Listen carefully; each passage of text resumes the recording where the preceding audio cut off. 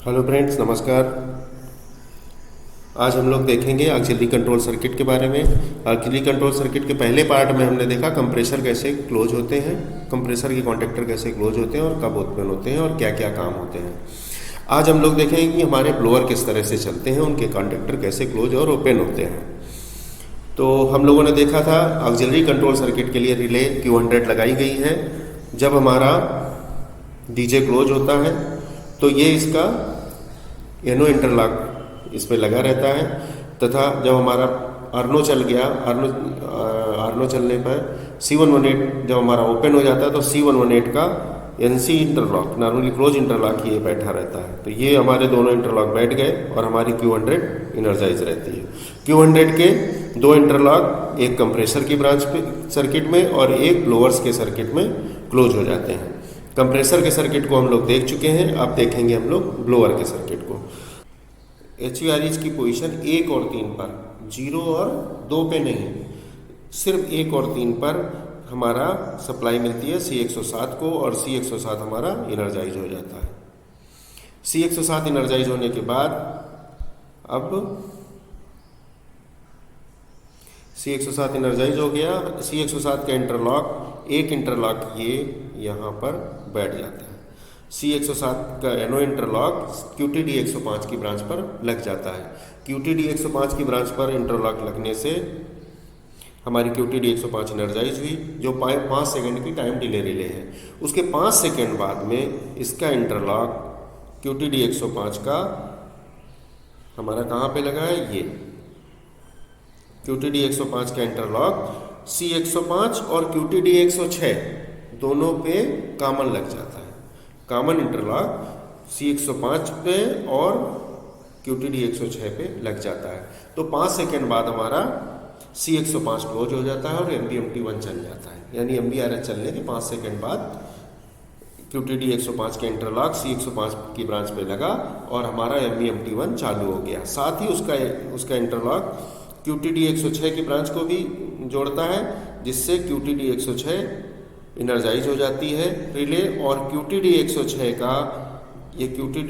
का इंटरलॉक यहाँ पे C106 की ब्रांच पे क्लोज हो जाता है 5 सेकेंड बाद। यानी C105 क्लोज होने के 5 सेकेंड बाद QTD 106 का इंटरलॉक C106 की ब्रांच पे क्लोज होता है और हमारा C106 कॉन्टेक्टर क्लोज हो जाता है। C106 क्लोज होने से MBMT2 चालू हो जाता है।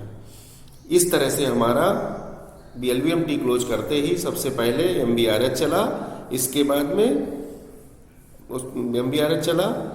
MBRH चलने के बाद में 5 सेकेंड बाद में हमारा C105 के द्वारा MBMT1 चला ये, और इसके बाद में इसके 5 सेकेंड बाद में MBMT2 चलता है।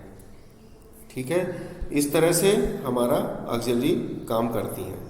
अब इनके C105, QTD 105 और QTD 106 के इंटरलॉक को इनके खुद के कॉन्टेक्टर C105 और C106 के कॉन्टेक्टर से बाईपास किया गया है।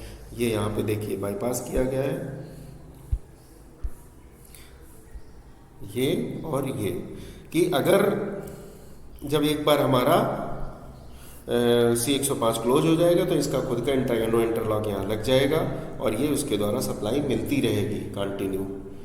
और इसी तरह C106, एक बार C106 क्लोज हो गया तो C106 के खुद के एनो इंटरलॉक के द्वारा सप्लाई मिलती रहेगी। शुरुआत में QTD 106 स्टार्ट होते समय इसकी ज़रूरत पड़ती है QTD 106 और QTD 105 के इंटरलॉक की। इसके बाद ये अपने खुद के इंटरलॉक के द्वारा मेंटेन रहता है। इन सभी में के बीच में स्विच को लगाया गया है HVMT1, HVMT2 और HVRH को, जिनकी 1 और 3 पोजीशन पे ही ये कॉन्टेक्टर क्लोज होते हैं, क्योंकि पोजीशन 0 पे मोटर और रिले, ऑक्सिलरी मोटर और रिले दोनों आइसोलेट रहते हैं, कॉन्टेक्टर की क्लोज होने की आवश्यकता नहीं है। तथा इनके स्विच की पोजीशन 2 पे रिले काम में रहती है और मोटर आइसोलेट हो जाती है। तो मोटर आइसोलेट है तो आइसोलेट करने के लिए ये कॉन्टेक्टर क्लोज होने की आवश्यकता नहीं है। अब अगर हम गलती करते हैं और LVMT क्लोज नहीं करते हैं और गाड़ी चला देते हैं तो उस समय ब्लोअर का चलना आवश्यक है। नहीं तो हमारी ट्रैक्शन मोटरें गर्म हो जाएंगी, उनको ठंडा करने वाला ब्लोअर ही नहीं चलेगा। तो इस कंडीशन से बचने के लिए एक अलग से सर्किट बनाया गया है, जो ये सप्लाई आती है। एमपीजे को जब हम रिवर्स या फॉरवर्ड पे रखते हैं, रिवर्सर को रिवर्स या फॉरवर्ड पे रखते हैं, तो ये इसका इंटरलॉक क्लोज रहता है, ये इंटरलॉक क्लोज रहता है। साथ ही जब भी जहां हम GR 0 से एक नोच या 2 नोच जब भी आगे बढ़ाते हैं, क्योंकि ये GR 1 से 32 नोच तक का इंटरलॉक लगा है, जहां आगे बढ़ाएंगे तो ये कॉन्टैक्ट इसका क्लोज हो जाता है। Q100 हमारी एनर्जाइज है और बाकी सेम उसी तरह से हमारा सर्किट चालू हो जाता है। अगर हम VLVMT को ओपन रखें और MP से नोच लेंगे तो हमारे ब्लोअर चल जाएंगे, पहली नोच लेते ही ब्लोअर चल जाएंगे और 32 नोच तक चलते रहेंगे। और जहां हमारा C107 ब्लोअर से एक नोच लिया और C107 हमारा क्लोज हुआ, तो C107 का खुद का इंटरलॉक यहाँ लग जाता है GR 1 से 32 के नोच पे। इसके बाद अगर हम GR को 0 भी कर देंगे, एक नोच ली ब्लोअर चल गए, अब हम GR को 0 भी कर देंगे तो भी हमारे ब्लोअर्स चलते रहते हैं। और कब तक चलते रहते हैं? जब तक कि हम रिवर्सर को 0 नहीं कर देते, जब तक कि MPJ को या फिर R से 0 पे नहीं ले जाते, तब तक हमारे ब्लोअर चलते रहते हैं। इस तरह से हमारी ट्रैक्शन मोटरें गर्म होने से भी बच जाती हैं और ब्लोअर चलते रहते हैं। ये था अपना ब्लोअर का कंट्रोल सर्किट। इसके में कुछ अगर आप जानना चाहते हो तो हमें कमेंट करके बताइए, मैं ज़रूर आपकी सहायता करूँगा। अच्छा लगे तो लाइक कर दीजिए, सब्सक्राइब कर लीजिए चैनल को। धन्यवाद मित्रों, मिलते हैं अगले वीडियो में। Thank you.